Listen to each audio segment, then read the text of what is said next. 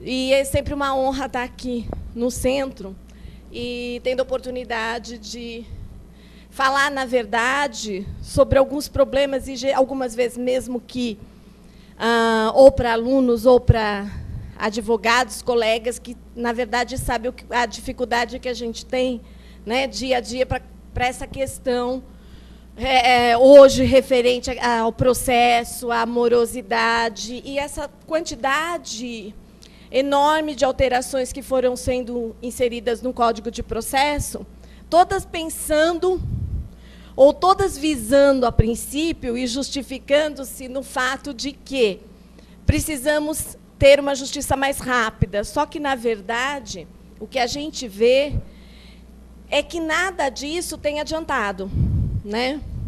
E esses dias eu estava conversando, né, com o pessoal no interior e comentava, né, tinha alguns recém-formados, aí eu comecei a falar e falei, nossa, acho que eu estou desanimando, né? É que, na verdade, a experiência, né, faz com que a gente verifique que antigamente era bom, a gente era feliz e não sabia.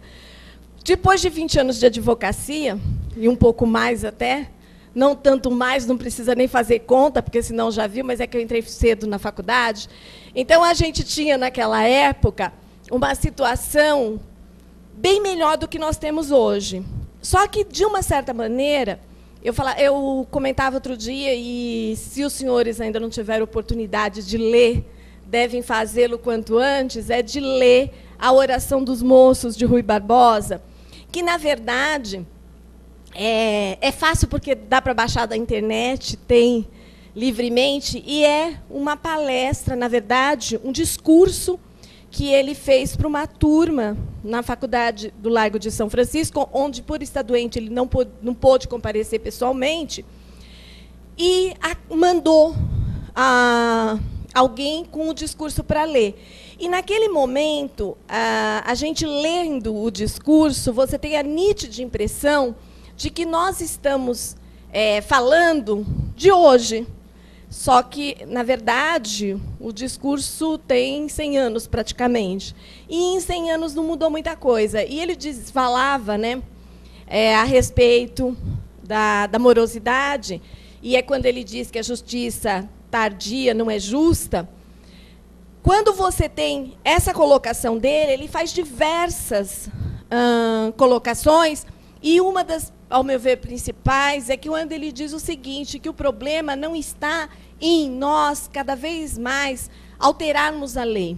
Que o problema não era a lei, mas a atuação do intérprete da lei, que, na verdade, às vezes, acaba tumultuando. E, quando a gente está diante da súmula vinculante, da própria, e aí eu abro um pouquinho, da própria súmula restritiva de recursos que a gente tem hoje no Código de Processo, a alteração que foi feita pela emenda 45 para inserir a súmula vinculante. Então, quando a gente começa a pensar, você vai verificando o quê? É uma forma, na verdade, a súmula vinculante, ela vem como uma ideia, a princípio, de ter um posicionamento mais unânime do julgador, certo? E evitar que cada julgador decida do jeito que ele pensa ser correto, né? Então, ele vai alterando a interpretação e decidindo os casos conforme aquilo que ele acha melhor. E, necessariamente, às vezes, ele inova de uma forma que era totalmente desnecessária. Só que o grande problema da súmula vinculante que nós temos, e aí a gente vai analisar todas, mas colocando já na problematização que a gente teria hoje, logo que teve a emenda 45, e a emenda alterou a Constituição, mas, na alteração, era uma norma de eficácia contida, então pediu uma norma para regulamentar. Demorou-se para sair a lei, demorou quase 2 anos para termos a regulamentação.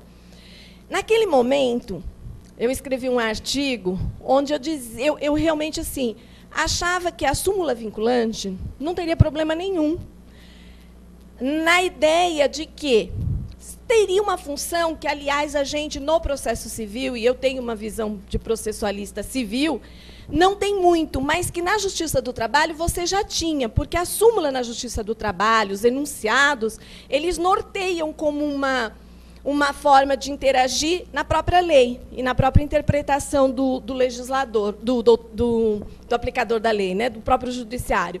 Então, basicamente, você teria só uma aplicação. O grande problema que nós tivemos é que a súmula vinculante, e não era a ideia inicial, deu ao Supremo a possibilidade de virar um legislador. E aí a gente está rasgando, quer dizer, nós nunca tivemos naquela ideia de Montesquieu dos três poderes.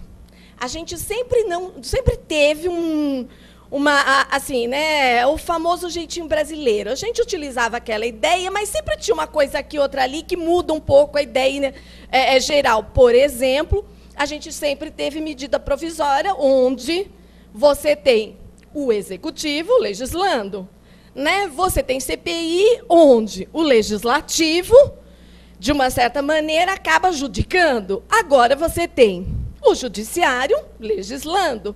Então, na verdade, todo mundo que meio que vai lá entrando um pouquinho e dando pitaco no terreno alheio. E o grande problema, talvez, da súmula vinculante tenha sido, e eu explico mais adiante, é exatamente o fato de que, nessa situação, e eu vou parar, né? Senão você vai brigar comigo, eu vou sentar. Porque eu falei que eu ia falar de pé, eu gosto de falar de pé, mas eu esqueço que a gente está filmando. Aí, se eu começar a andar, ele vai ficar doidinho, não vai? Ele vai ficar bravo, porque ele vai ficar tendo que mexer toda hora. É melhor eu sentar, porque assim eu resolvo o seu problema, né? Aí não para. Então, peraí, deixa eu fazer uma mudança aqui estratégica de lugar.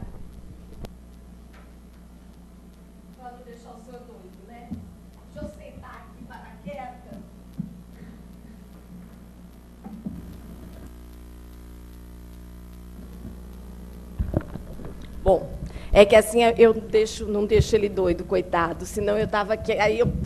Depois que eu disse, ninguém me alertou que eu tinha que falar sentada, porque senão ele não consegue filmar, coitado. Bom, mas a gente tem, né, independente, comparado ou separado, a gente tem uma situação muito atípica. Por quê? Porque hoje, nessa questão onde nós temos a súmula vinculante, o Supremo começou a legislar de um tal modo onde, se eu perguntar, obviamente, qualquer aluno, depois de ter tido umas aulas de direito constitucional, vai virar e vai falar assim, o Supremo é o guardião da Constituição. Só que ainda, ou apesar de ser o guardião da Constituição, o que nós temos? Súmula vinculante que decide de forma diferente do que está estabelecido na Constituição. E isso, sim, me causa, na verdade, mal-estar. Por quê? Porque, de uma certa maneira, a gente hoje não tem mais uma coerência do Supremo. Nós temos um órgão que deveria ser jurídico, mas que passou a ser político já há algum tempo, e que, realmente, apesar de guardião da Constituição, ele mesmo decide alterar, e essa não é a função dele. Tanto que todo o procedimento para alteração constitucional ele é um procedimento diferenciado. E não dá simplesmente para você chegar e falar, não, mas as justificativas a gente sabe todas quais são. Mas, de qualquer maneira, o que a gente vê hoje em dia é uma forma que você está tentando, ao invés de orientar o julgador, mas de uma forma de você quase que engessar o judiciário ao entendimento daquele que é o interlocutor final, né, digamos assim, porque é ele quem vai decidir, que é o Supremo. E, mesmo assim, a gente sabe que este mesmo Supremo, que hoje limitou a própria atuação dele, quando ele, para tentar solucionar a questão da morosidade, temos muito processo, muito recurso extraordinário, temos muito recurso extraordinário, então vamos fazer o seguinte, agora vamos inventar, e começou-se a modificar, ressuscitou-se elementos que você tinha anteriormente, como a hoje repercussão geral, que antigamente era arguição de relevância. Talvez alguns não sejam nem da época, obviamente, porque a Constituição é nova, né? É de 88, anteriormente a gente vai para 64 ou 69, a emenda da Constituição, que não era Constituição, era emenda, emenda não é Constituição, mas não importa, de qualquer maneira, a gente já tinha alguns instrumentos que limitavam a possibilidade do recurso extraordinário, e isso foi mantido. Então, dentro dessa questão da súmula vinculante, aí entrando basicamente, né, a gente teve essa primeira alteração constitucional, lá com a emenda 45, que foi inserir o artigo 103A na Constituição. E aí, o que veio o artigo? Eu peço vênia para os senhores para ler. Ele veio e definiu que o Supremo Tribunal Federal, e só o Supremo, poderá, de ofício ou por provocação, mediante decisão de 2/3 dos seus membros, após reiteradas decisões sobre a matéria constitucional, aprovar súmula que, a partir de sua publicação na imprensa oficial, terá efeito vinculante em relação aos demais órgãos do Poder Judiciário e à administração pública direta e indireta, nas esferas federal, estadual e municipal, bem como proceder à sua revisão ou cancelamento na forma estabelecida em lei. E aí vem a questão da eficácia contida, então exigiu-se uma lei. Lei que demorou. Na verdade, a lei demorou, porque ela foi publicada em 2006, e aí, com a lei, necessitava uma alteração no regimento interno do Supremo. Então, efetivamente, nós demoramos a ter as primeiras súmulas vinculantes. Também, quando começou a ter, teve várias, né? E agora também faz tempo que não tem mais nenhuma. Bom, aí vem os parágrafos, né, 1º, 2º e 3º, que fala a respeito da súmula. E um ponto importante é que, basicamente, primeiro, a súmula, para que houvesse a súmula vinculante, deveria haver um posicionamento já reiterado do tribunal, que é a ideia inicial de súmula, né? Mas que, havendo posicionamento, ela já vai com a ideia de que, em algum momento, você vai pedir que ela seja uma súmula vinculante. Por exemplo, tanto pode ser pedido pelas partes o cancelamento de alguma existente, certo? Ou, eventualmente, a declaração diante de um recurso extraordinário. Então, a princípio, as súmulas vinculantes, elas sempre saem de decisões de recurso extraordinário ou, eventualmente, eventualmente poderíamos ter, talvez, em outras situações, mas, a princípio, para ter a decisão reiterada em recursos extraordinários. Ela tem, sempre como, em tese, a gente tem um ponto que eu coloquei como importante, que a súmula vinculante ela tem eficácia imediata, mas nada impede que ela saia com, e aí vem esse caráter de parecer uma lei, com algo parecido assim com uma vacatio legis, né? Então, de repente, o tribunal pode entender que ela vai ter eficácia a partir de 30 dias, ou de 60 dias, ou de 90 dias. Isso é possível que se insira na súmula vinculante. Todas as que foram publicadas, elas tiveram eficácia imediata. A reclamação é um meio processual. Então, na verdade, a reclamação já existia no ordenamento processual, mas ela tinha caído em desuso, porque ela é uma ação, mas que não era utilizada, e que agora voltou com a ideia da súmula vinculante. Então, ela é um meio pelo qual você vai pedir a vigência, ou pedir vigência, quando já existe a súmula, ou, na verdade, pedir para cancelamento ou inaplicabilidade da súmula. As primeiras súmulas vinculantes, elas saíram todas com caráter geral.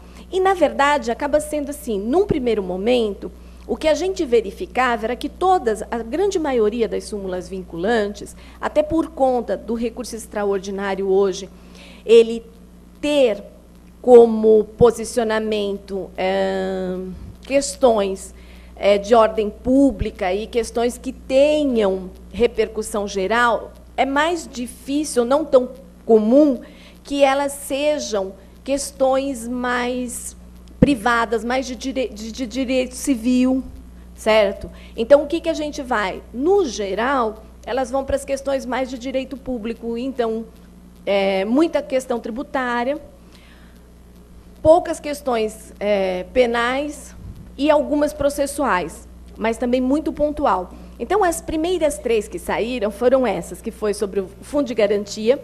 Na época, foi a época dos bingos e loterias, e estava naquela caça-bingo. São Paulo tinha um monte de bingo. De repente, você não sabe nem como eles surgiram, mas a gente sabe que, de repente, começou a fechar. E fecha bingo porque ou a prefeitura decidiu que vai fechar, ou aí vai a responsabilidade de quem tem que mandar fechar bingo. Bom, até porque nós temos, né, umas características assim. A gente não tem jogo, mas você tinha bingo. A gente não tem jogo, mas a gente tem Mega Sena, né? Todo mundo... Não, amanhã.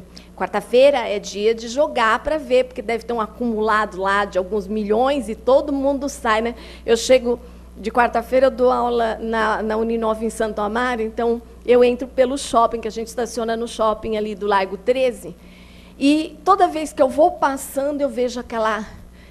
tem uma lotérica, a fila é enorme, mas toda semana aquela fila está grande. Então, óbvio, né, independente de estar acumulado ou não. Agora, se não me falha a memória, acho que eu vi numa chamada, geralmente a UOL aparece toda quarta-feira, quando você abre a página na internet, assim, acumulou. Então, quando vai ficando maior o dinheiro, mais gente vai apostando. Né? Então, é uma coisa meio... Então, não existe jogo, mas a gente tem, né? Isso sem contar que, quando eu era criança, talvez alguns aqui nem sei se existe hoje ainda, que era aquela de jogo de futebol. Eu esqueci agora como chamava.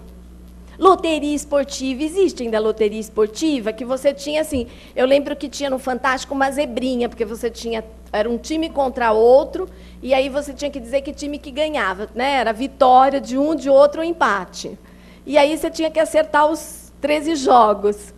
E aí tinha uma zebrinha que, de vez em quando, um time que deveria ganhar perdia, aparecia a zebrinha lá para falar que tinha. Eu nem sei se ainda existe, né? Na verdade, confesso minha ignorância, mas é que eu sou uma pessoa totalmente... Até porque eu sou uma pessoa extremamente sem sorte em jogo, então eu não jogo. Também é verdade que eu não jogo, né? Então, obviamente, que eu não ganho nada, porque eu também não jogo, então não tem problema. E... aí nós tivemos a terceira súmula vinculante, que falava a respeito de processos administrativos no Tribunal de Contas. Bom, aí nós começamos a ter algumas súmulas vinculantes mais interessantes. Por exemplo, a súmula número 5, eu pus em vermelhinho, porque esta súmula existe... ela, de uma certa maneira, a OAB, inclusive, fez um pedido para que ela fosse de cancelamento. Por quê? Porque ela praticamente tirou a necessidade do advogado nos processos administrativos. Então, basicamente, a falta de defesa técnica por advogado no processo administrativo, disciplinar, não ofende a Constituição. Porque o que acontecia? Você tem lá um processo disciplinar. Às vezes, a própria parte fazia sua defesa ou não. E depois iria-se para um processo judicial para cancelar aquela defesa que, eventualmente, não tinha técnica por conta de não ter sido feita por um profissional adequado. E considerava que ali teria ocorrido um cerceamento de defesa.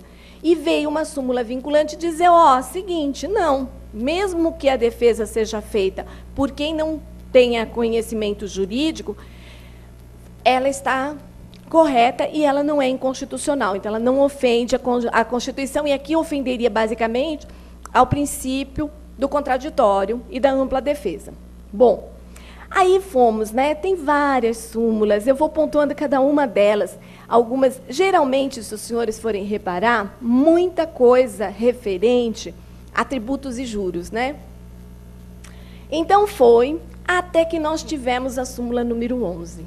Essa súmula eu tenho que falar baixinho, sabe? Porque, assim, eu sei muito bem, mas hoje, como eu estou sozinha na mesa, eu posso falar mal dela à vontade, mas, assim, não retrata, obviamente, o posicionamento da OAB, nem do nosso presidente afastado, provavelmente de nenhum deles, porque é o seguinte, é a tal da súmula que tratou do uso das algemas.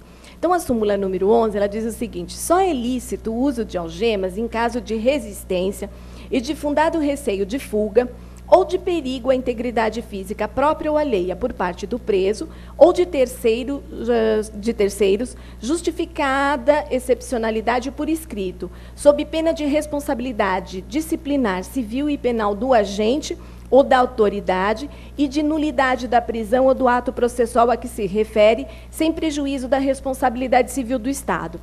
E aqui é uma situação que, particularmente, eu nunca gostei muito, eu não gosto, aliás, nunca gostei, não, eu não continuo sem gostar dessa súmula. Quem for, assim, nós pararmos, por exemplo, a historinha desta súmula. Essa súmula saiu num recurso extraordinário de uma pessoa que havia cometido um assalto e que foi a júri. Não, na verdade, ela cometeu, acho que um homicídio, porque ela foi ao júri popular, alguma coisa assim, e ela ficou, durante todo o período, ela foi ao júri popular, então tem que ter sido homicídio doloso, né? Porque senão não daria júri popular. Então, ela foi e ela ficou o tempo inteiro perante os jurados algemado, e aí teria-se entendido que aquela condenação feriu a integridade do acusado, a partir do momento que o fato dele estar algemado provocaria um medo, né, e uma suscetibilidade dos jurados em condená-lo. Bom, o grande problema que a gente tem, e aí eu tenho uma outra visão, eu não sei se a minha visão é que eu sou processualista e eu sou legalista, tá? Eu tenho uma amiga que toda vez que a gente faz banca na faculdade, ela diz que eu sou positivista. Eu sou, até porque é uma questão de formação.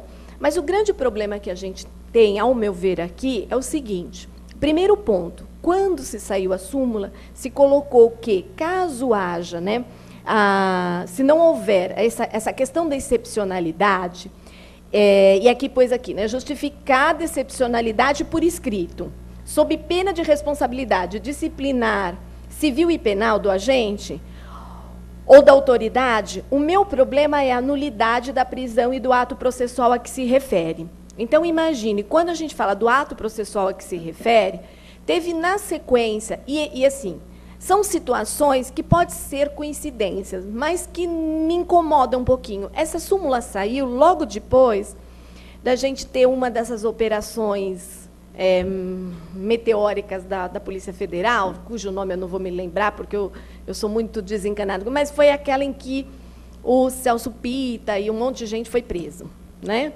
Aí o que aconteceu? Só que eles foram presos e algemados, certo? É verdade que nessas situações, você vai falar assim, a gente precisa, por exemplo, um pouco antes, o deputado Paulo Maluf tinha sido preso por conta de desvio de verba, etc., e tinha sido algemado. Aí você vai falar assim, eles precisariam ser algemados? Não. Por que não? Porque, obviamente, que eles não representariam periculosidade nem a terceiros, né? Até porque, até por uma questão de idade, nós estamos falando hoje, ele deve ter o quê? Uns 80, por aí? Será que eu estou chamando ele de velho? Mas deve ser por aí, né? Porque eu era criança, ele já existia, então deve ser mais ou menos isso. Oi? Pois é, mas aí o que acontece? Eles incorreriam em risco? Não. Mas qual é o ponto que, de repente, teria que ser levantado? A utilização da algema, ela tem, na verdade, uma função de...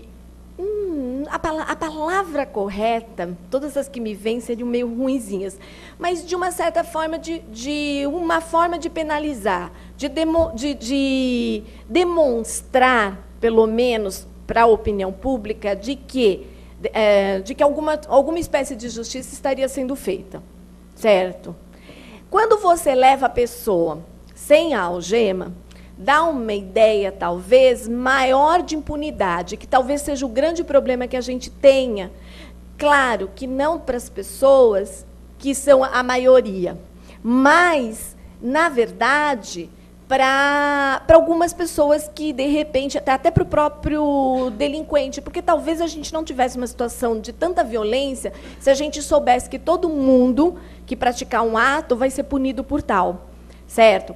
Ainda neste raciocínio, a gente tem, primeiro, que foi uma coisa bem depois desse episódio que eu narrei, e o grande problema disso é que é o seguinte: as pessoas mais simples continuam sendo algemadas. Por exemplo, eu estava, se não me falha a memória, em Peruíbe, falando sobre as súmulas vinculantes, e, na época, o presidente da OAB disse que ele já tinha feito um pedido para a juíza, que atua na parte criminal, para que ela não algemasse, inclusive, adolescentes, né? E aí ela respondeu o seguinte, que ela algemava e continuaria algemando a partir do momento que ela sentia que a integridade dela física poderia ser ofendida se aquele menor tivesse lá na frente dela, ou a pessoa tivesse na frente dela, sem algemas. Aí você tem a questão da justificativa, certo? Essa justificativa é feita. E, de uma certa maneira, você vê algumas situações, por exemplo, de pessoas sendo detidas por não pagamento de alimentos, certo? E que ficam, até por uma questão de inadequação, porque, óbvio, a gente tem a delegacia apropriada para que sejam levados aqueles que são detidos por não pagamento de alimentos. Ok? O problema é o seguinte: não cabe todo mundo. E aí, quando não cabe todo mundo, de repente, eles mandam para o Cadeião de Pinheiros. Ou, enquanto isso, fica lá na delegacia, meio que fica naquela coisa meio do corredor, não tem onde colocar, aí eles algemam. E aí você tem uma situação muito mais constrangedora. Por quê? Porque aquela pessoa não deveria estar algemada. E aí você vai arguir o quê?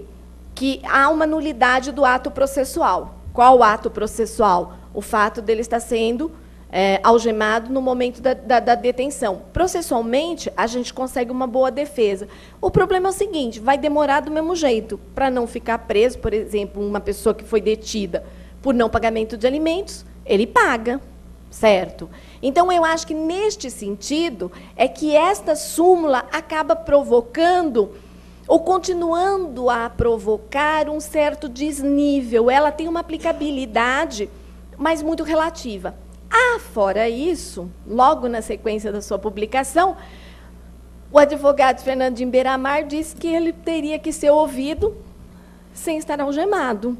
E aí você abre um precedente, quer dizer, uma situação que expõe outra, certo? Óbvio que, se a gente pegasse a ideia inicial, talvez, seja muito boa. Só que, em algumas situações, você vai ter outros problemas. E o principal é que, se nós tivermos um advogado muito bom, e, geralmente, você vai falar assim, antigamente você tinha tal da justiça dos 3 P's, né, que justiça só existiria para pobre, etc, etc. Então, você vai ter qual o problema da justiça existir para pobre? É porque, geralmente, a pessoa que não tem uma condição econômica boa, ele não pode pagar grandes advogados. Ele não pode pagar um advogado de ponta que tem renome e que é muito bom. Ele vai usar um advogado, ou, eventualmente, um defensor público que tem muito trabalho, não que não seja bom, mas que tem muito trabalho e que não consegue se dedicar de uma maneira tão eficiente. E talvez esse seja um problema. A gente tem a súmula 14, que também eu ponho em destaque, que é o direito do defensor, e aí foi uma súmula, inclusive, muito elogiada, porque, só que assim, ela é muito elogiada, mas necessariamente não é executada ou aplicada. É direito do defensor, no interesse do representado, ter acesso amplo aos elementos de prova que, já documentados em procedimento investigatório realizado por órgão com competência de polícia judiciária, digam respeito ao exercício do direito de defesa. Basicamente, é uma questão, os senhores devem ter visto isso em teoria geral do processo, a questão do contraditório nas fases de inquérito. Tem-se uma discussão muito grande com relação a isso, né? Mas só que se nós pararmos para pensar, em algumas circunstâncias, você vai ver que realmente ainda não se dá, e aí vem dois problemas. Quem gosta de direito penal, e foi, acho que, a defesa do Cachoeira que chegou, em algum momento, a dizer que não tinha tido acesso ao inquérito, se não me falha a memória, acho que foi. E ele alegava até por isso, porque sem você ter acesso ao inquérito, como que você vai fazer já uma preliminar de defesa? Em contrapartida, a justificativa daqueles que não gostam de dar acesso ao advogado, qual é? Aqui, se o advogado tem acesso, eventualmente, poderia-se manipular as testemunhas para tentar fazer com que as provas sejam colocadas de uma maneira que venha a facilitar a defesa. De qualquer maneira, uma coisa é fato, a gente tem que ter um contraditório, mesmo na fase de inquérito. Porque, afinal de contas, você está falando de situações onde você pode ter que privar a liberdade de alguém. Então, não dá para ser por indício, né? Não dá para ter mais ou menos uma ideia. Diferente, por exemplo, do processo civil, que a gente, aí vem aquela história das verdades, né? Que no processo civil a gente tem uma verdade formal e no processo penal você tem que ter a verdade real. E aí imagina-se, bom, mas tudo não é verdade? De fato, não, porque verdade é conceito filosófico. Se nós pararmos para pensar o que é verdade, depende. A verdade é aquilo que convence o outro, que necessariamente não é a realidade. É uma questão de convencimento. Não dá para a gente ter, tanto que não existe uma verdade absoluta. Ela sempre acaba sendo relativizada e é conceito filosófico. Né? Quem foge das aulas de filosofia, por exemplo, esquece que tem essa importância, porque tem muitos conceitos que a gente não tem como conceitos assim, definidos. Né? Não dá para a gente. O que é verdade? Depende. Às vezes, uma mentira que convence a todo mundo, ela acaba tendo uma importância ímpar. Por exemplo, tem gente até hoje que diz que o homem não pisou na Lua. É verdade? Houve um convencimento, tem uma documentação, foi armado? Não sei. Né? E aí a gente tem um monte de coisas que iriam nessa ideia. Então, obviamente, que esta súmula, inclusive essa súmula foi um pedido, a OAB, durante muito tempo, fez muito pedido com relação a uma súmula que permitisse ao advogado o acesso, inclusive, à fase de inquérito do seu cliente. Bom, aí nós tivemos diversas súmulas que foram sendo colocadas. Tem uma que diz respeito à questão, basicamente, são duas questões de direito do trabalho, que é a súmula, onde definiu que é competente, as 22, né, que é competente para processar e julgar as ações de indenização por danos morais e patrimoniais decorrentes de acidente de trabalho, propostas por empregado contra empregador, inclusive aquelas que ainda não possuem sentença de mérito em primeiro grau, quando da promulgação da emenda constitucional 45. Na verdade, a emenda constitucional, ela acabou atribuindo à Justiça do Trabalho, aumentando, né, a competência da Justiça do Trabalho. Quem é trabalhista não gosta, porque no momento que estava a coisa mais engrenada, vamos aumentar ali a competência, e algumas coisas que eram discutidas no cível passaram para a Justiça do Trabalho, que é a questão da súmula 22 a 23. A Justiça do Trabalho é competente para processar e julgar a ação possessória. Eu adoro essa súmula, né, porque ela vem, inclusive, adoro como questão de prova. Porque assim, meu lado professor é cruel, né? Então eu adoro. Você pega lá uma possessória, geralmente, quando você tem possessória com condão trabalhista, aquele famoso piquete na frente da fábrica, na frente do banco. E aí você vai pensar numa possessória, qual for um competente, né? Todo mundo acha que porque é possessória tem que ser no cível. Nas questões referentes ao exercício de greve, é na Justiça do Trabalho, certo? E aí eu lembro aqui, eu tenho um irmão trabalhista que todas as vezes, quando eu comecei a falar alguma coisa de direito do trabalho, ele falava assim, se envolve empregado e empregador, é da Justiça do Trabalho. Então, quando eu penso em competência, para mim é tudo meio óbvio, né? Não sei se ele era muito óbvio, né, na explicação, só que todas as vezes que ele dava explicação, vinha essa questão da justiça do trabalho. Então, hoje é inquestionavelmente. Senhores, aí assim, eu não resisto, né? A minha súmula 25 me mata. Por quê? Porque a súmula 25, ela decidiu em desconformidade com o artigo 5º.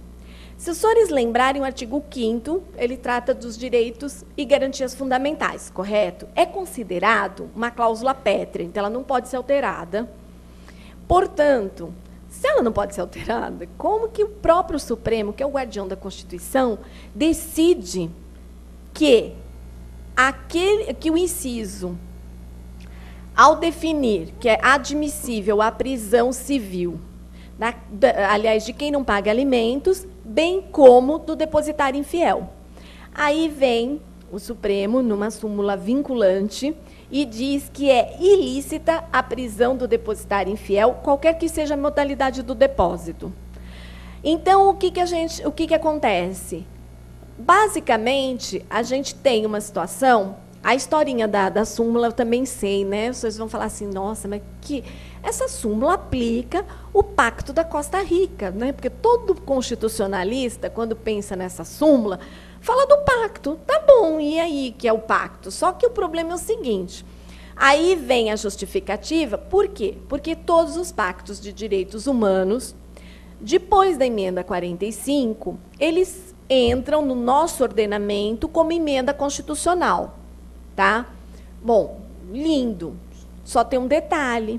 O Pacto da Costa Rica foi recepcionado pelo ordenamento brasileiro em 92 ou 94, não me recordo agora exatamente. Mas, se ele foi... Veja, de quando que é a emenda 45? De 10 anos depois, aproximadamente.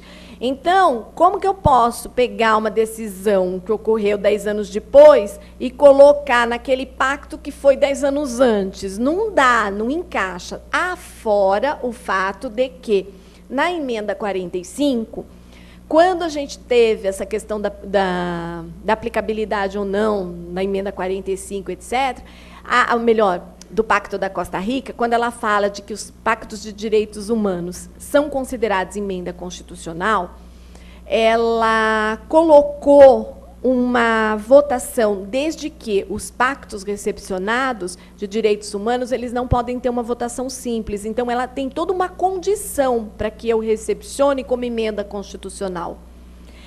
Tudo o que não ocorreu com o Pacto da Costa Rica. Mas, ainda assim, o Supremo veio e disse que a prisão do depositário infiel, hoje, é ilícita. Então, eu não posso mais mandar prender depositário infiel.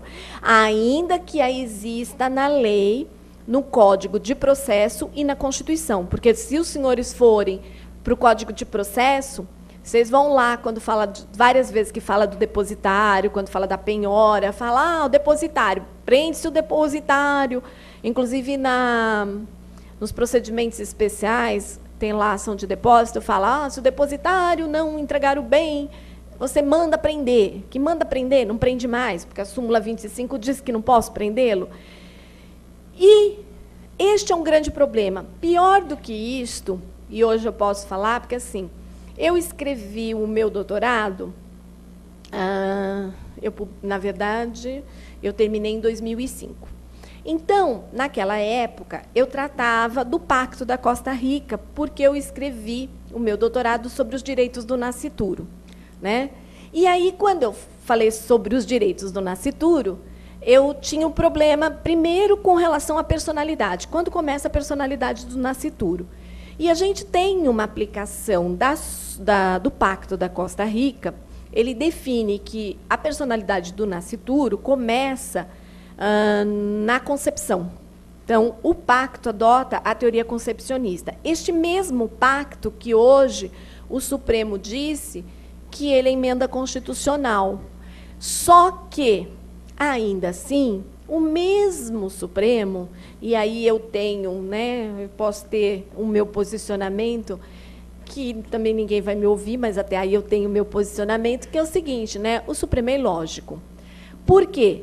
Porque ele entendeu que o pacto se aplica aqui, mas ele não aplicou o pacto quando ele decidiu aquela ação de arguição de descumprimento de preceito fundamental, onde se pedia que o Sistema Único de Saúde acrescentasse, na verdade, você, de uma certa maneira, ao meu ver, né, simplista, inseríssemos mais uma excludente de criminalidade para o crime de aborto. Então, além, obviamente, das situações de risco de morte, na verdade, para a mãe, estupro, a gente acrescentou a questão do feto anencéfalo, né? Só que esse posicionamento e esse julgamento que a gente já sabia, ele conflita com o mesmo entendimento, ele é ilógico, porque a base legal para esta súmula é o pacto. E o pacto foi recepcionado no ordenamento, para aí alguém, né, um constitucional, mas o pacto pode ser recepcionado parcialmente. Pode, não é o caso do Pacto da Costa Rica, porque o Pacto da Costa Rica ele foi recepcionado pelo ordenamento, ponto. Nós recepcionamos, e quando eu escrevia há algum tempo atrás, a única pessoa que dizia que pacto de direitos humanos ele entraria no ordenamento como emenda era a professora Flávia Piovesan. Ela já dizia isso, que ele era emenda, só que ela era a única. Inclusive, a jurisprudência toda do Supremo era que pacto ele entraria no mesmo status, né, naquela coisa da pirâmide de Kelsen, como lei ordinária. Aí a emenda 45 mudou. Ok, só que ela mudou e o Supremo veio, aplicou o pacto aqui, na súmula 25. Mas o mesmo Supremo... Senhores, e o que mais me deixa preocupada, e eu ficava preocupada, né, achava que era uma coisa meio de processualista, até ouvir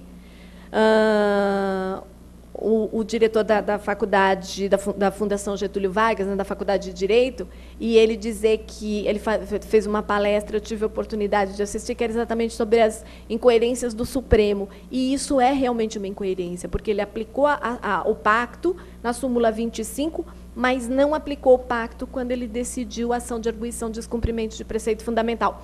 Noves fora o fato de que na ação a gente tinha direitos fundamentais, os direitos fundamentais da mãe, né? A questão da dignidade da pessoa humana, aí você tem a discussão do direito à vida do nascituro, mas são questões de direitos fundamentais que a gente não entra aqui. A questão é mais ou menos mais técnica. Ele não aplicou o pacto e aqui ele aplicou. Bom, então esse foi um ponto. Além disso, depois disso também é verdade que eu não sei se eles simplesmente, né, cansaram de falar de fazer alteração legislativa, e se a súmula 25 acabou tendo um peso, só que de lá para cá nós temos quase já 8 meses que não tem nenhuma súmula vinculante que seja publicada. A última foi sobre o ICMS. Certo? Só que nessa ideia de vincular, né, e a súmula vinculante vem, né, com essa coisa de pôr de cima para baixo, e deixar o posicionamento cada vez mais arraigado, nós temos uma situação, talvez pior que a súmula vinculante, e que meio que passou batido no meio de muitas reformas, que é o fato de que o artigo 18 foi alterado, né, o artigo 518, desculpe, do Código de Processo Civil, ele foi alterado e foi incluído um parágrafo 1º. Esse artigo ele trata da apelação, certo? E diz que o juiz não receberá o recurso de apelação quando a sentença estiver em conformidade com súmula. E aí, vejam, não precisa ser nem súmula vinculante. Qualquer que seja a súmula, se o juiz entender que aquela decisão dele está em conformidade com uma súmula do STJ e do STF, ele simplesmente não recebe apelação. Senhores, qual o problema que a gente tem neste caso em particular? Nós simplesmente ignoramos um princípio que, segundo o professor Nelson Neri, é constitucional, porque está implícito na Constituição, por conta do artigo 92, que fala da organização judiciária e sempre diz as varas e tribunais. Então, a gente tem o princípio do duplo grau de jurisdição, que garante o direito a, quando eu achar que a sentença não está adequada, recorrer. E aqui eu entendo que a sentença está inadequada, eu recorro e o juiz não recebe, porque ele entende que aquela decisão dele está em conformidade com súmula.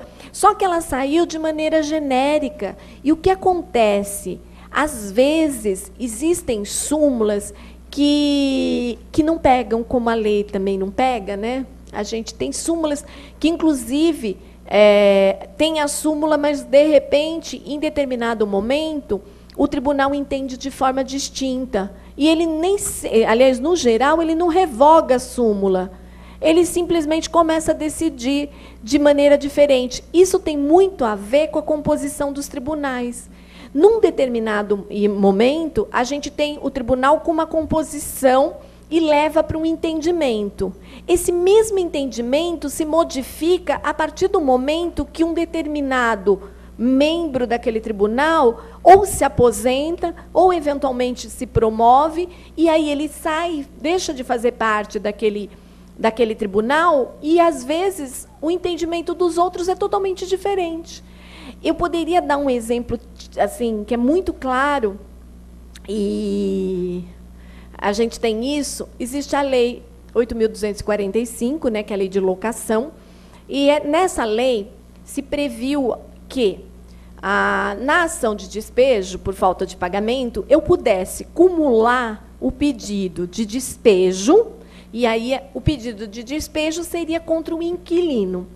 Mas poderia acumular com cobrança, incluiria o fiador no polo passivo da ação, certo? Quando saiu a Lei 8.245, o professor Marcato, ele era membro do tribunal, do segundo tribunal de alçada, e ele achava essa acumulação, enquanto processualmente falando, absurda. Por quê? Porque se o contrato de locação é um título executivo extrajudicial, está lá no 585, como se eu tenho um título executivo extrajudicial, eu vou incluir o fiador e vou buscar um título judicial se eu já tenho um título? Ele tem razão quanto a isso. E depois ele dizer como que eu vou entrar com ação de despejo contra o fiador se não é o fiador que vai estar lá. Mas até aí, a razão até que ele tinha, porque é uma forma de tentar agilizar a coisa, mas não de uma forma processualmente falando adequada. Mas até aí ele tinha, né, e como ele realmente é uma sumidade, ele tem livros em procedimentos especiais, a questão da locação, ele realmente era um doutrinador. No momento que ele estava no segundo tribunal de alçada, em julho, mais ou menos, junho, saiu uma resolução, a resolução está antes da súmula, né, dizendo que não era possível acumulação. Tá? Isso no segundo tribunal de alçada. Bom, passado uns meses, ele foi promovido. Na época, a gente tinha uma distinção entre... Existiam os alçadas, né? Quem é mais jovem não sabe do que eu estou falando, mas é que a gente tinha um ordenamento diferente. Você tinha um tribunal de justiça acima e alçada civil, criminal, tinha 2 alçadas civis, um criminal, e eles eram um degrau abaixo do Tribunal de Justiça. E, para você se tornar desembargador, você tinha que necessariamente ir para o Tribunal de Justiça. Então, você tinha a promoção final. E o professor Marcato foi promovido para o Tribunal de Justiça e saiu do alçada. O que aconteceu? Em dezembro, saiu uma súmula. A súmula era exatamente o contrário do enunciado. E aí o enunciado que dizia que não podia haver acumulação, a súmula dizia, não é possível sim, tem que ter acumulação. Então, isso demonstra que, às vezes, o tribunal muda de linha. Ele muda pela composição, certo? Então, quando a gente tem um juiz podendo decidir de acordo com uma súmula, e por conta dele decidir de acordo com a súmula, ele não recebeu o recurso, é uma coisa muito delicada e muito perigosa, mas que vem da ideia de você fazer com que o judiciário obedeça à súmula, seja ela vinculante, seja uma simples súmula, e tornar cada vez mais as decisões coerentes dentro daquele que é o entendimento. O problema é que mesmo que é o entendimento dos tribunais superiores ou do Supremo, só que mesmo dentro dos tribunais superiores e do próprio Supremo, às vezes as turmas decidem de maneira distinta, tanto que você tem um recurso específico para isso, que é os embargos de divergência, né, no recurso especial e extraordinário, porque às vezes as turmas pensam de maneira distinta. E aí você vai ter, eventualmente, uma súmula da qual uma turma que tem um pensamento diferente não decide daquela forma. E aqui você vai ter uma sentença e não vai receber nem apelação. Você está tolhindo o direito da parte vencida de recorrer, o que é uma coisa muito delicada. Os motivos a gente sabe, é a tal da busca da efetividade do processo. O problema é buscar a que preço, né? Eu sempre brinco que a gente sabe que a justiça está como a saúde, né? Só que o problema é o seguinte: a gente não faz na saúde, ou pelo menos não se escreve isso. Ah, eu tenho um leito de UTI, mas eu tenho 2 pessoas precisando. Ah, então eu pego aquela que for, de repente, mais idosa ou aquele que estiver em estado terminal e tiro ele do leito da UTI e mato. Eu não posso fazer isso. Não existe eutanásia, não é previsto, aliás, é crime. E na justiça a gente está fazendo mais ou menos isso.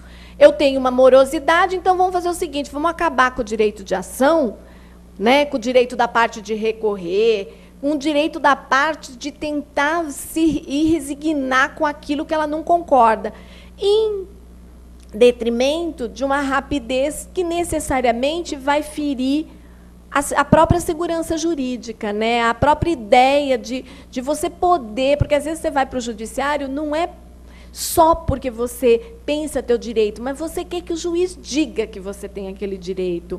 Você quer que um terceiro diga que você tem razão. Isso é muito comum, por exemplo, em direito de família, né? As pessoas estão brigando. Aí aquela coisa do não divórcio. Tudo bem, se você está casado, o outro não quer estar casado, você vai fazer o quê? Obrigar o cara a estar casado? Não, mas você entra com a ação, porque a pessoa tem uma necessidade, eventualmente, de ganhar ação, né? Ou até de... Que coisa mais esdrúxula do que você reconvir em processo de divórcio litigioso. Ah, o cara quer o divórcio. Legal, você também está querendo, só que você tem que ver a questão de quem é o culpado. Então, vamos esperar e vamos reconvir. Porque tem reconvenção nesses casos, né? Um alega uma coisa, o descumprimento de das obrigações do casamento, o outro vai alegar outra para ver quem tem razão, mas os dois não querem separar, porque, quer dizer, não querem pôr fim ao casamento, então vamos pôr fim ao casamento amigavelmente, mas não, vai se brigar até o final para chegar ao resultado que os dois querem. Só que vão querer que o juiz diga quem tem razão. É uma coisa meio ilógica, né? Mas que acontece, e isso a gente não está tendo nessas situações. E o que é pior, eu trago aqui, para finalizar, alguns julgados onde o próprio tribunal tem admitido a aplicação do parágrafo 1º do artigo 518, a declaratória de inexistência, reparação de dano moral, pedido de antecipação de tutela, tem sentença em conformidade com o enunciado do STJ e do STF, recebimento do recurso de apelação e impossibilidade pelo artigo, possibilidade e inteligência do artigo 518, decisão mantida. Quer dizer, o juiz não recebeu e o tribunal está indo na seara idêntica. Senhores, tem o meu e-mail, se porventura, de repente, eu não sei se tem alguém, acadêmicos que precisam dos slides ou que precisa fazer relatório alguma coisa, é só me mandar um e-mail, tá, que está ali nos slides, todos eles tinham no rodapé, que é cristina@zainag. Zainag é zebra, amor, igreja, navio, amor, gato, hoje, igreja, .adv.br. É que se não escrever Zainag direitinho, não vai, certo? E eu finalizo.